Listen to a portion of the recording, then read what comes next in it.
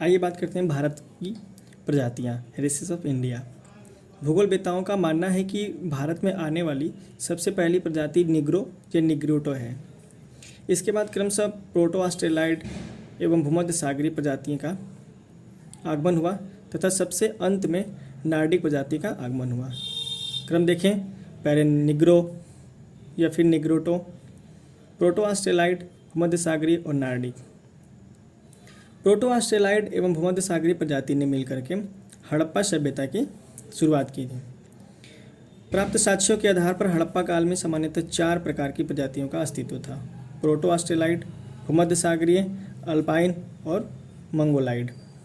Doctor BS. गुहा ने भारतीय उपमहाद्वीप की मानव जनसंख्या को 6 मुख्य प्रजातियों में विभक्त किया। देखते हैं प्रजातियों का विभाजन क्या था डॉक्टर बी.एस. गुहा के अनुसार। पहला निग्रोटो या निग्रो, दूसरा आर्द्र ऑस्ट्रेलियाइड, मंगोलाइड, भूमध्य सागरीय, चौड़े सिर वाले पाश्चात्य या फिर लघु शीर्ष, फिर छठा था नार्डिक। आइए अब इन प्रजातियों को विस्तृत से पढ़ते हैं। पहला निग्रो या निग्रोटो, इनका जो निवास स्थान था वो था अंडमान निकोबार, मध्य प्रदेश, छत्तीसगढ़, महाराष्ट्र, आंध्र प्रदेश, कर्नाटक, तमिलनाडु, केरल के पहाड़ी एवं जंगली क्षेत्र। इनकी विशेषताएं क्या थीं? बाल इनके घुंघराले होते थे, नाक चौड़ी एवं समतल होती थी, कद नाटा 105 सेंटीमीटर से कम होता था, त्वचा का रंग काला होता है, गोल सिर एवं बाहर की ओर निकला हुआ जबड़ा होता था। अब देखिए प्रोटो ऑस्ट्रेलाइड, इनका जो निवास स्थल था वो मध्य एवं दक्षिण भारत के जंगलों एवं पहाड़ी क्षेत्र और उत्तर भारत में ये लोग निवास करते थे।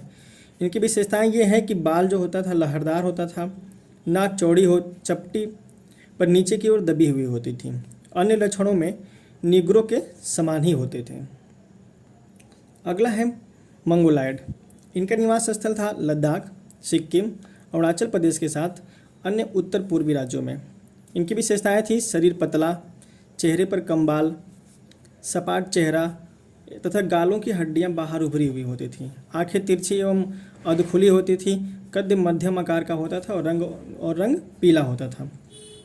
अगला है भूमध्य सागरीय, इनका निवास स्थल था पंजाब, सिंध, राजस्थान, पश्चिम उत्तर प्रदेश एवं दक्षिण भारत। इनकी विशेषताएं ये थी कि शरीर एवं चेहरे पर कम बाल होते थे, रंग भूरा होता था, नाक पतली एवं उभरी हुई होती थी, आंखें बड़ी एवं खुली हुई होती थीं।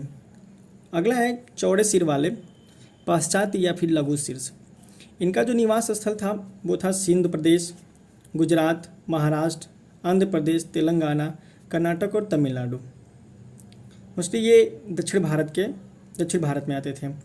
विशेषताएं इनकी क्या होती थी? सिर चौड़ा होता था, कद मध्यम में छोटा तथा लंबा होता था, चेहरा गोल, रंग गोरा और नाक उभरी हुई होती थी। अब अंतिम आता है नार्डिक, इनका निवास स्थल पंजाब, हरियाणा और राजस्थान का क्षेत्र होता था।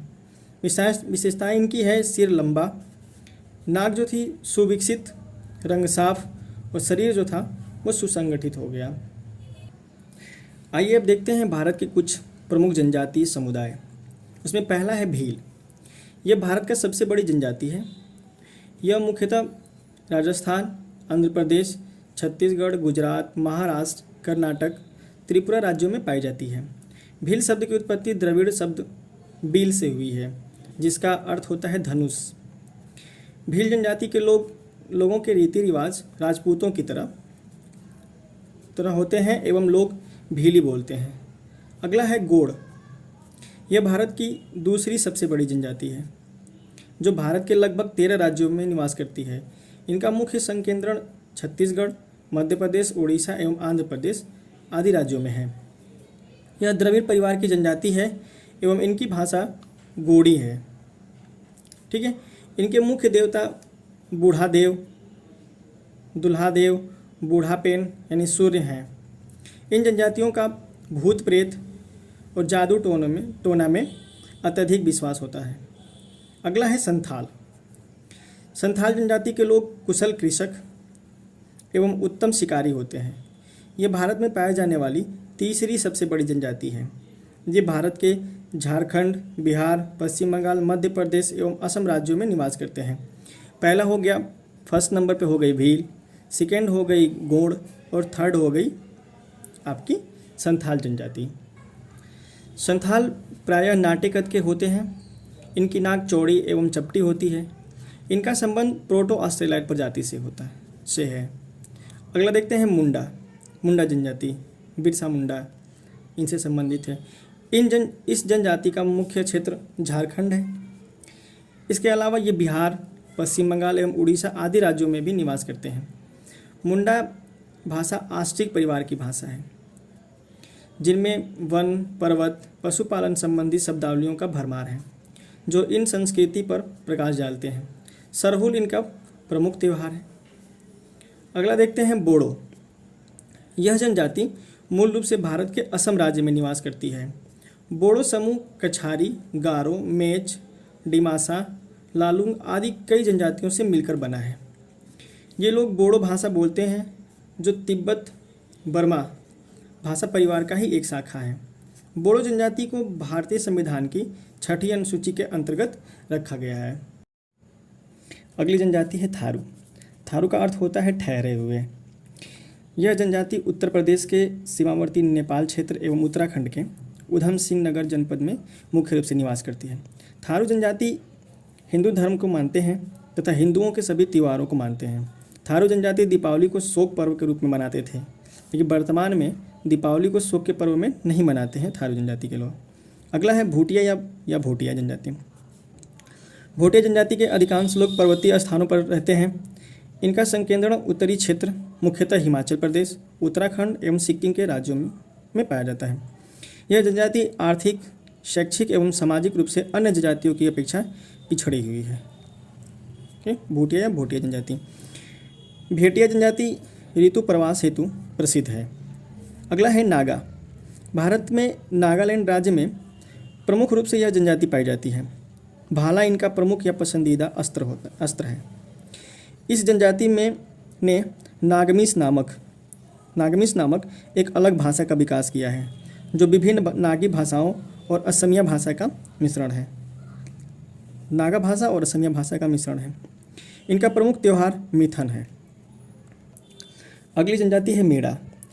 राजस्थान में आदिवासी जनसंख्या की दृष्टि से मीणा जाति का प्रथम स्थान है। यह राजस्थान के लगभग सभी जिलों में निवास करती है।